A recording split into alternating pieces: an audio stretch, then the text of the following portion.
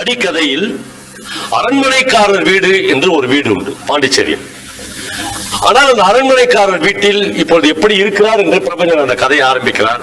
அது 10க்கு 10 தென்னந்தட்டியிலான ஒரு குடிசை வீடு. அந்த வீட்டில் தான் அந்த மனுஷன் வாழறார். ஆனால் அவருக்கு ஊர்ல பேர் என்னன்னா அரண்மனைக்காரர் வீடு. ரெண்டுத்துக்கும் 100 மடங்கு முரண்பாடுகள் இருக்கிறது.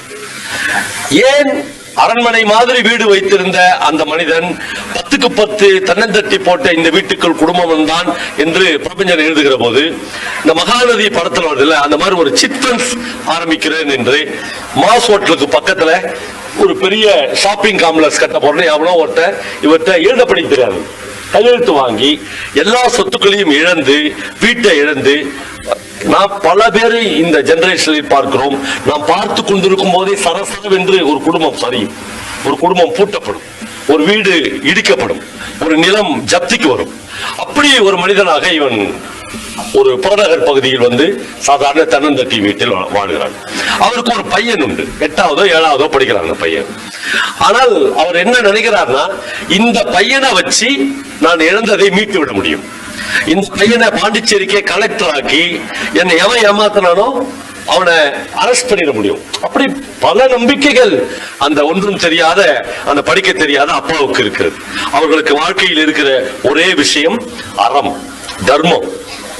அது நம்மளை என்னைக்காச்சும் காப்பாத்தி விடும். இப்ப ஒரு நாள் இவருக்கு ஒரு ஹெட்மாஸ்டர் ஃப்ரெண்ட் இருக்கிறார். அந்த ஹெட்மாஸ்டர் பார்க்க போறாரு. ஒரு 2-3 நாளைக்கு ஒரு நாட்டி 2 பேரும் சந்தித்துக் கொள்வார்கள். அப்படி பார்க்க போகிற பையன் எப்படி போய் படிக்கிறான் என்று அவன் கேட்கிறான். பிரமாதமா படிக்கிறான். அவனைதான் நம்பி இருக்கிறான் வாழ்க்கையில. நான் இழந்ததெல்லாம் விட்டுருவன் மட்டும் நினைக்காத போய் எல்லாத்தையும் மீட்டுருவேன். என் பையன் அவ்வளவு பிரமாதமா படிக்கிறான். போன வாரம் கூட லண்டன் மேப் வாங்கணும்னு கேட்டான். 15 ரூபாய் கடன் வாங்கி கொடுத்தேன். இந்த நேத்து பிரிட்டன் மேப் வாங்கணும்னு கேட்டான். இன்னும் 15 ரூபாய் கடன் வாங்கி கொடுத்தேன். சொல்லிக்கொண்டே இருக்கிறேன். ஹெட்மாஸ்டர் புரிஞ்சிச்சு, லண்டனும் பிரிட்டனும் ஒண்ணுதான். பையன் லண்டன் மேப்புக்கு 15 ரூபாய், பிரிட்டன் மேப்புக்கு 15 ரூபாய் வாங்கிக்கிறான்னா பையன்கிட்ட எதுவும் கோளாறு இருக்குது. அவர் தெரிஞ்சுக்கிட்டு இவர் புறப்படும் போது சொல்றாரு, கொஞ்சம் பையனை நல்லா பாத்துங்க. ஏன் அவனுக்கு என்னப்பா ராஜா குட்டி மாதிரி படிக்கிறான், ராஜா குட்டி மாதிரி தான் படிக்கிறான். லண்டனும் பிரிட்டனும் ஒண்ணுதான். 2 மேப்புக்கு உங்ககிட்ட 15 ரூபாய் வாங்கிக்கிறான்னா பையன் இங்கேயோ ஒரு சின்ன பிசகு இருக்குது, கொஞ்சம் பார்த்துக்கன்றார். பிரபஞ்சனுக்கு கதை எழுதும் போதே பயங்கர கிண்டலும் கேலியும் வரும். அவர் சொல்றாரு, ஒண்ணு இல்ல, பக்கத்து தெருவுல ஒரு ஐயர் தெருவுக்குது. அந்த தெருவுல சியாமலான்னு ஒரு பொண்ணுகிறா. அவருடைய இரட்டை ஜடையில் ஒரு பக்கம் லண்டன் மேப்பும் இன்னொரு பக்கம் பிரிட்டன் மேப்பும் 2 ரிப்பன்களாக தொங்கின என்று எழுதுகிறார். இப்ப 8வது படிக்கும் போதே தலைவருக்கு பொண்ணுக்கு ரிப்பன் வாங்கி கொடுக்கலாம் அந்த அளவுக்கு எல்லாமே இருக்கு. நம்மள இந்த கதையை நான் படித்துக் கொண்டே வருகிறேன். ஒரு கதை நீங்கள் வாசிக்கிற போது அது வெறும் எழுத்துக்கள் அல்ல, அது ஒரு வாழ்க்கையை புரட்டி போடுகிறது, உங்களை நிலைகுலைய வைக்கிறது, உங்களை ஸ்தம்பிக்க வைக்கிறது, உங்களுக்கு வேறு ஏதோ ஒன்றை செய்யணும். அந்த கதையை படித்துக் கொண்டே வருகிறேன். இந்த அப்பா இப்போ இன்னும் கொஞ்ச நேரத்தில் பையனை சந்திக்க போறோம். பையன் ஸ்கூல்ல இருந்து வரப்போறான். வந்த உடனே இந்த பையன் லண்டன் மேப்பு பிரிட்டன் மேப்னு 2 தடவை நம்ம கிட்ட காசு வாங்கிட்டானே, ஒரு அப்பாவை ஏமாத்துறானே, அந்த பையனை எப்படி எதிர்கொள்ள போகிறார் என்று பார்க்கிறேன். நமக்கு அப்பாக்கள் இந்த பையன்களை எப்படி எதிர்கொள்வார்கள் என்று ஒரு பொதுவான அபிப்பிராயம் உண்டு. வந்த உடனே பையனை போட்டு அடிப்பாங்க அல்லது திட்டுவாங்க அல்லது ஏதோ செய்வாங்க. நம்ம பிரபஞ்சன் அப்படி எதுவுமே எழுதவில்லை. அந்த பையன் வந்தோடனே தம்பி வா என்று கூப்பிடுறாரு. அவன் புத்தக பையோடு வந்து நிற்கிறான்.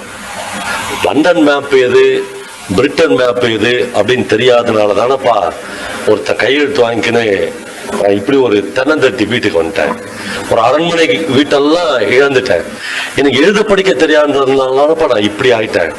அவனுக்கும் உனக்கு என்னடா வித்தியாசம் என்று கேட்டு அவன் முன்னால் முழந்தாள் படியிட்டான். அந்த அப்பா முழந்தாள் படி அப்படியே பணியிறாரு. அவன் ஒரு பிள்ளைகிட்ட நான் உனக்கு எவ்வளவு நம்பிக்கை வச்சிருந்தேன். அதெல்லாம் ஒரு எழுத்தாளன் எழுதவில்லை, எழுதவே வேண்டாம். ஒரு எழுத்தாளன் எழுதுவதை விடவும் எழுதாமல் விடுகிற பகுதி ரொம்ப முக்கியமானது. அதை எழுத்தாளர்கள் அன்டோல்டு ஏரியா என்று சொல்வார்கள். சொல்லாமல் விட்டுவிடும். சொல்லாமல் விட்டு அந்த கதையை நான் 20-25 வருடங்களுக்கு முன்னால் வாசிக்கிற போது என் நெஞ்சில வச்சு அப்படியே கதறி அழுதேன். எங்க அப்பா ஞாபகம் எல்லாமே எனக்கு வந்து விட்டது. நாம் வாழ்க்கையில் எத்தனை முறை அப்பாவை ஏமாற்றி இருக்கிறோம், நாம் எத்தனை முறை அப்பாவிடம் பொய் சொல்லி இருக்கிறோம், நாம் எத்தனை முறை அப்பாவிடம் முரண்பட்டு இருக்கிறோம்.